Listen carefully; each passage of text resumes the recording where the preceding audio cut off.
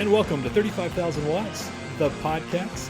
I am Michael Millard, a former college radio DJ at KTXT FM at Texas Tech University, and the producer and director of the feature documentary film 35,000 Watts, the story of college radio. And I'm Lisa Ray Gerard, also a former college radio DJ from KTXT FM there at Texas Tech. And I helped Michael make this film. If you've learned about this podcast on social media, this is probably something I posted. And being that this podcast is kind of an extension of that, it makes sense that our first episode, we'll talk about the film a little bit. Yeah, how it came to be. The original idea came from this concept of like a door. There's a door that you walk through at some point in your life. And like once you walk through that door, your life is never the same again after that. I thought about it. I was like, you know what? The door for me is the door to the KTXT FM studios.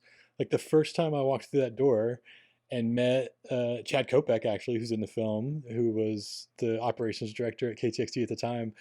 Like it literally changed my life. Like everything that happened to me after that kind of stemmed from that moment.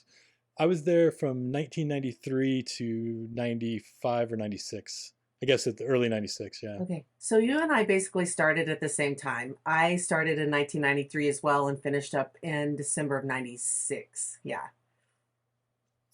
And I guess probably we both started out as substitute DJs. Did you have to start on the sub list as well?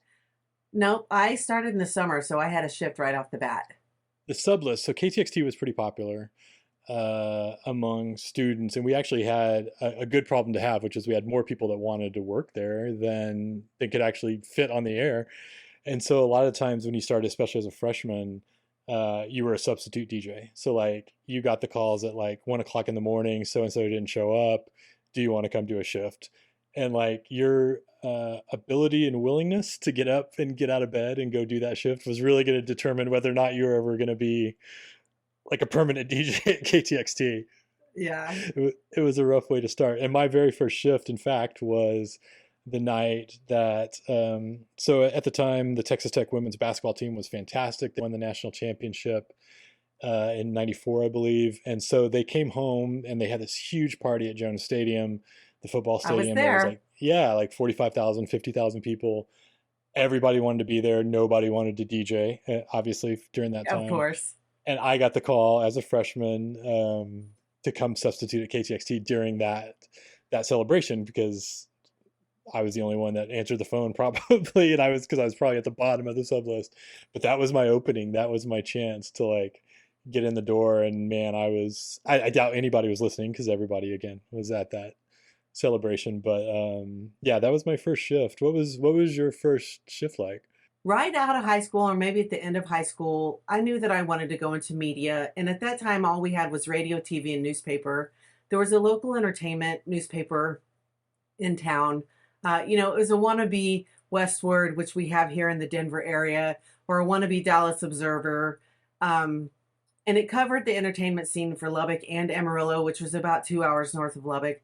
So I hunted down the owner of this newspaper, and he's like, oh, yeah, here's your first job. Go out and review all these bands and take pictures, write an article, and I'll put it in the paper.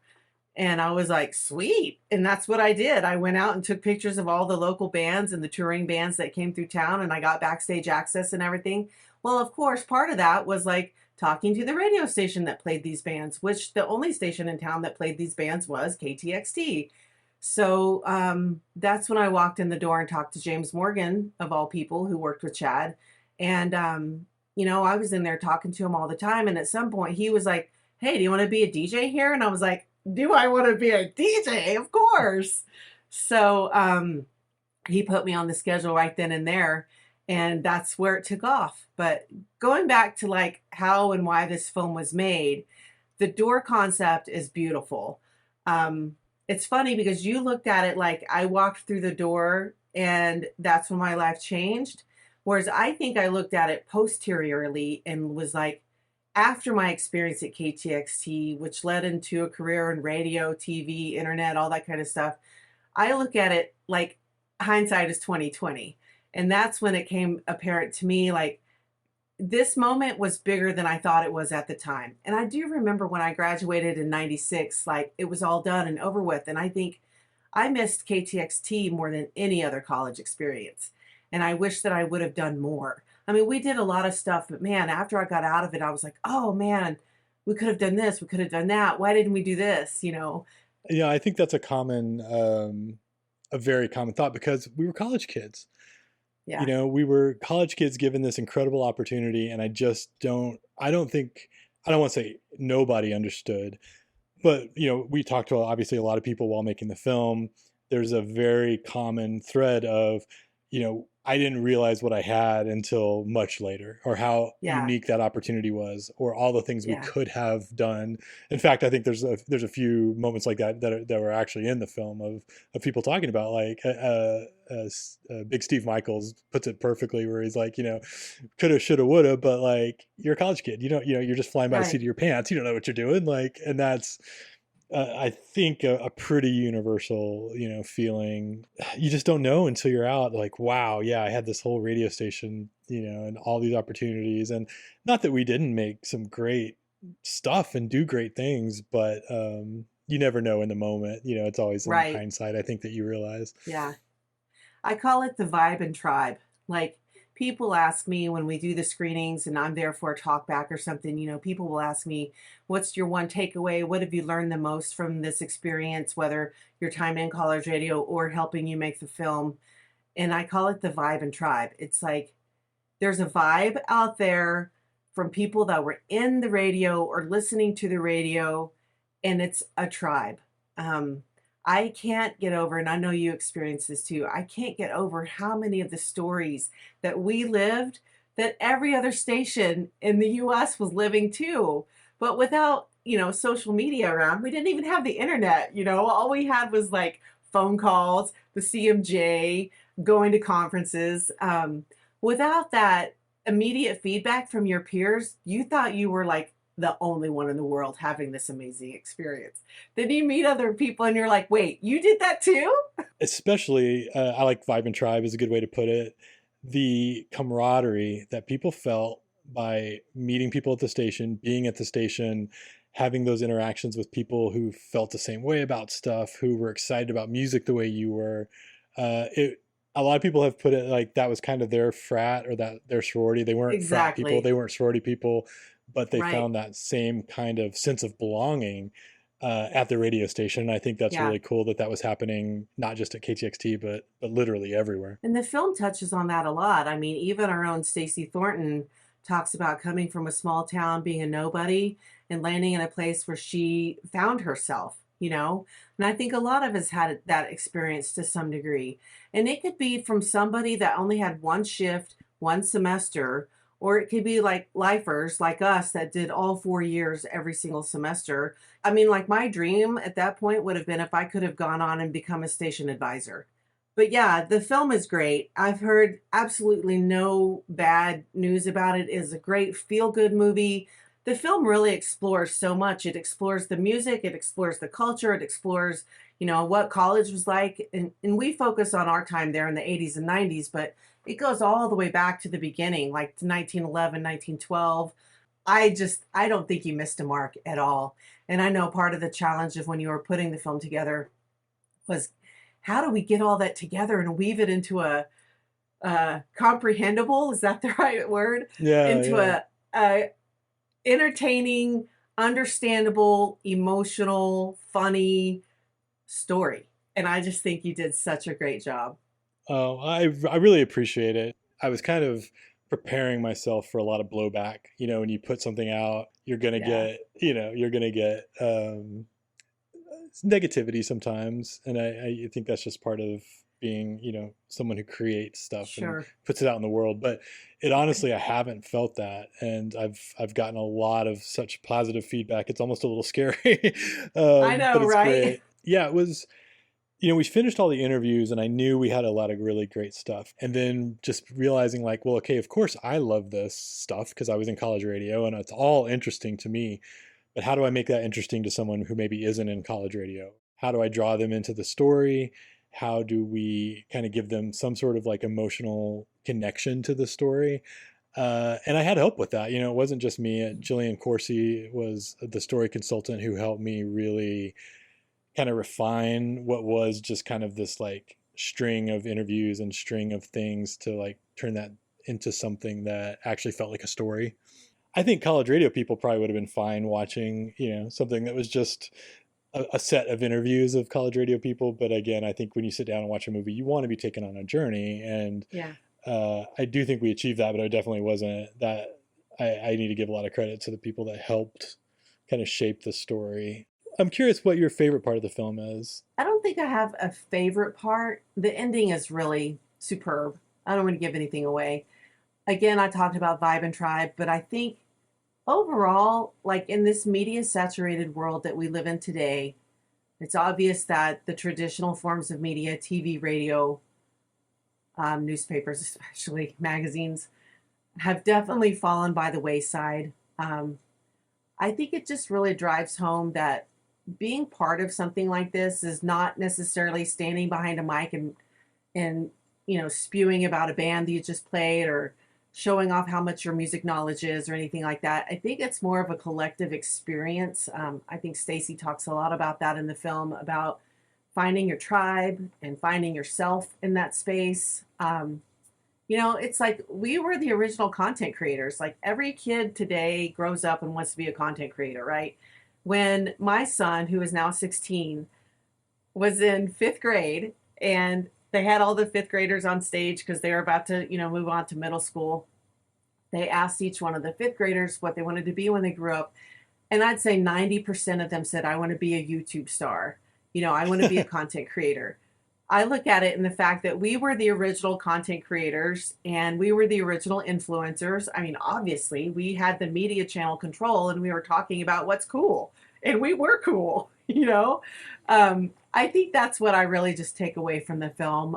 We really were influencers though. Like I don't I don't love that word, obviously, like Yeah. the idea of being an influencer, but I do think, particularly in the 70s and the 80s and up through really till the very end of the 90s when the internet starts to become, a place where you can go and discover music and bands are really starting to use that technology. It was our generation that went through the transition from vinyl to CD. Even when you and I were at KTXT, we transitioned from CD to digital. We digitized everything and everything played out of the computer at that point. And you and I talked about this previously, how at the university we had access to this thing called the internet and email. Like this was all early 90s, right? And so we were like looking up band information on this World Wide Web thing and Prodigy bulletin boards and finding Yeah. information about the bands and the shows we were putting together back then. We were just really fortunate to have gone through so many cultural milestones. Like we created our own music format. College rock became its own format. We were the launchers of the alternative music scene or indie rock, and we were grasping the technology at our fingertips and using that to our advantage.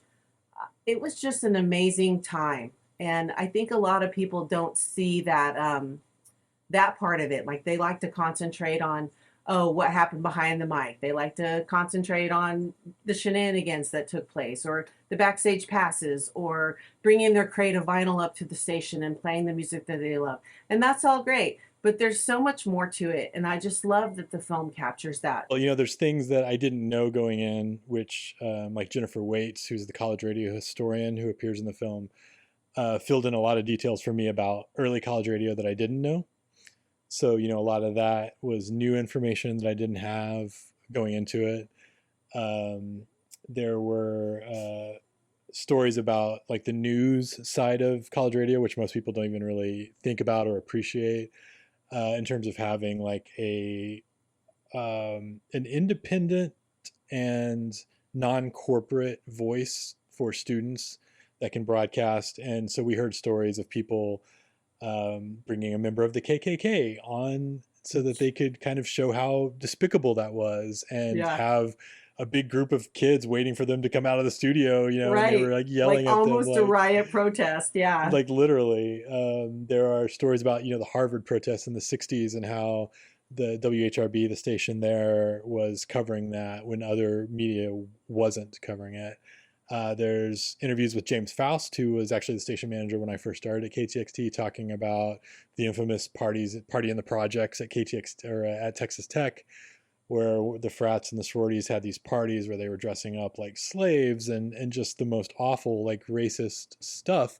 And in a town like Lubbock, Texas, the mainstream media isn't really gonna really go after Texas Tech, the largest Hmm. employer and like in the entire Hmm. area. You know what I mean? So like for student radio to be able to have an hour long show that really dove into that, and I remember we did updates Hmm. as that story progressed. That's a side of college radio that I don't even think I appreciated, even though some of that happened while I was there. I don't think that I fully appreciated how important that was. Hmm. And because I was never really on the news side of things, how many people got great experience also from that, learning how to write copy, learning how to attack a problem like that. How do we get the word out about Hmm. something like this that's a sensitive, um, controversial issue? That all is all part of college radio. It's all part of Yeah. the story. And Stacy talks about that too. Stacy Thornton Ballou, she's in the film. She was at KTXT the same time as we were. She talks about that too, and I think it's one of her first times on the air. She had to break a story because she happened to be in the right place at the right time. Um, and things can go wrong in those spaces too, and that's what's great about college radio is it's a learning ground. Whereas if things go wrong on air in college radio, you're not going to get fired like you would like in traditional media, especially at that time. So things can go wrong too, like in the film we talk about how Big Steve got his big break to talk to the head coach of Tech football, who was like god in our hometown.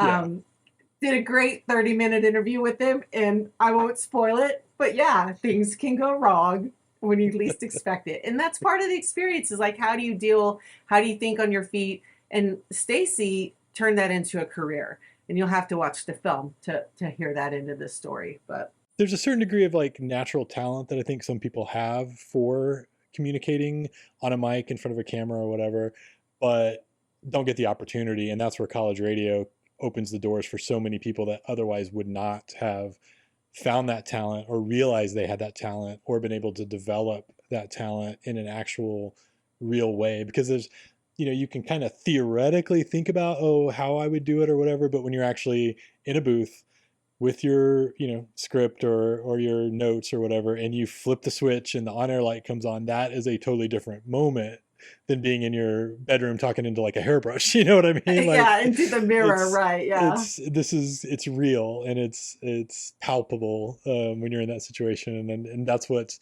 cool about college radio to this day, is that it gives kids that opportunity to have that on-air light staring at you and realize there's people waiting for you to talk and say Yeah. something. um, that's a really cool aspect, and there are certain people that are very, very good at it. We were talking about how when we were there, we were embracing new technology at the time, bulletin boards, the internet, email, that kind of thing. Just to seg back to like actually how we got the film made. Well, again, here we are 30 years later. We have a story to tell. We're learning all these experiences, these shared experiences, and we embrace technology again. So you and I came together again after 30 something years because I'm rabid social media. Well, I shouldn't say rabid because I don't participate in all platforms, but I am a uh, big consumer of social media content, I should say. And then you're not. So I'm you not, no. were the exact opposite, but your wife is on social media here and there. And I think it was October of 2021, in our KTXT alumni group on Facebook, your wife had posted, "Hey, if anybody's wondering what Michael's been up to these last few years, he's got this idea." And me being, a huge fan of KTXT and the experience that it brought to me and so many others, I jumped right in. I think I emailed you immediately and was like, "Oh, hey, let's do this." you know, um, that was in October of 2021. And by Mhm. February of 2022, I had quit my job and was doing a career shift, different story.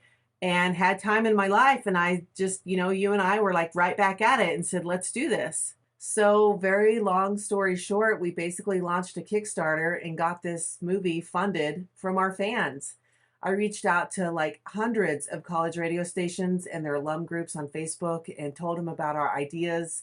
I reached out to some really big entities, I guess you could call them, that really feature this time frame, the music of this time frame. The Cruel World Festival had just launched that year when we started the Kickstarter, so we got a lot of support from those fans. Slicing Up Eyeballs is another one, which is cool because that's a reference to a Pixies song who are in the movie. And Brooklyn Vegan, they all helped us promote the Kickstarter, and we ended up doing it. It was like one of the best days of my life, to be honest. So yeah, you coming in at that time was it was critical for a couple reasons. One, it kind of breathed like a whole new shot of energy into the project. Like we'd been at it for a while. You start to just kind of flag with your excitement about a project when you're in it. Not that we weren't excited, but it's hard to keep that momentum up throughout the Hmm. entire thing. So we kind of got that new breath of fresh energy, and then just the social media knowledge and what what I felt like we needed to be successful in the Kickstarter, and we were. It turns out that we made it, and I don't think we would have if we hadn't brought you in and had you be so involved with it. And that allowed us to go to Athens, Georgia. That allowed us to go to Los Angeles and get some of the other interviews that really, I think, fill the film out, make it a very well-rounded look at college radio, not beyond KTXT, beyond kind of what we were able to Hmm. shoot during that first set of interviews. And it started bringing a lot more people into the fold, because you really need a lot of support when you're making a film, just among people who are going to tell people about it, who are going to share it, who are going to be your cheerleaders. And so I think your outreach helped bring a lot of people. Right off the top of my head, I'm thinking people like Dee Dee Thornton, who is kind of a legendary college radio figure on the East Coast Hmm. particularly, and maybe would never have connected with us if it hadn't been for you being on social media and kind of putting it out there.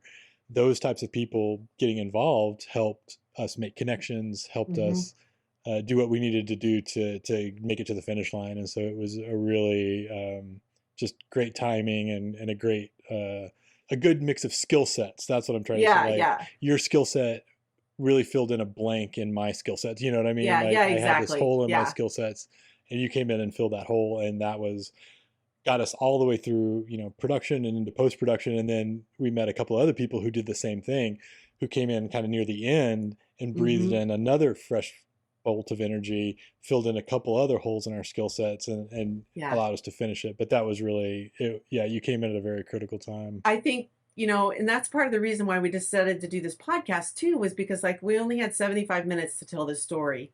But in all the research and the content gathering to make the film, we made so many brilliant, excellent, awesome potential connections for more stories to be told. And, not everybody we talked to could be on film, wanted to be on film, were available. And we just kind of had to back burner those people. But now with the podcast, we can go anywhere. And so we got a great lineup coming up. We've got about 5 already queued up and ready to go. Um, I'm just so excited to talk to the people that I've been making connections with. The infamous George DeMarc. He's got a great story to tell about how he brought music to the United States in the 80s. He's just the goat. He is the goat. Dee Dee and Bill, her husband, super influential for that part of town, part of their time. Um, we're going to do a story on One Hit Wonders with our former music director from KTXT, Keith Porterfield. Um, Again, just so many stories to tell. It's amazing, like how many people reached out to us once the ball got rolling. And once people Mm, kind of found out we were serious, we were capable, we really wanted to do this. yeah. And now, of course, now that the film is out and people have seen it, we still get people talking about, oh, you should have talked about our station, or oh man, our station has such a great story, or oh, I was in a or there's band and I was in a yeah. band. Yeah, there's artists that were agreed to talk to us that we were never able to just connect with, because we still had a very limited budget. We couldn't travel everywhere. So there's people right off the top of my head. I know Kristen Hirsch from Throwing Muses was so nice, answered like Mhm. 8 or 9 different emails from me at different times, trying to figure out, could we connect? Could we get her on camera? We never did, but I feel sure that she'll be willing to go on the podcast. So, so yeah, it's a kind of a great way to kind of wrap up this first episode. Is the film is out. You can go see it right now. You can go to www.35000watts.com and download the film to watch it. And it's a great introduction to college radio. It's a great, high level overview of college radio. And now the podcast, this very podcast that you're listening to right now, we want to kind of continue the story that you see in the film. There are hundreds of stations that each have like their own little individual stories. There are thousands of people who have participated in college radio or were artists that were played on college radio. We want to kind of tap into that, and there's no way you could do that even in you could make 10 films and not do that, but podcasting really gives you such a great venue to dive much, much, much deeper into all these little things that we discovered when we're making the film. And so that is the point of 35,000 Watts, the podcast. That's what we want to achieve, and we hope you'll come along on the journey with us. And of course, you can find us at all the socials out there. We're on Facebook, YouTube, Instagram, and now TikTok. And as we said at KCXT, keep it locked to the left, and we'll see you for the next episode on 35,000 Watts, the podcast.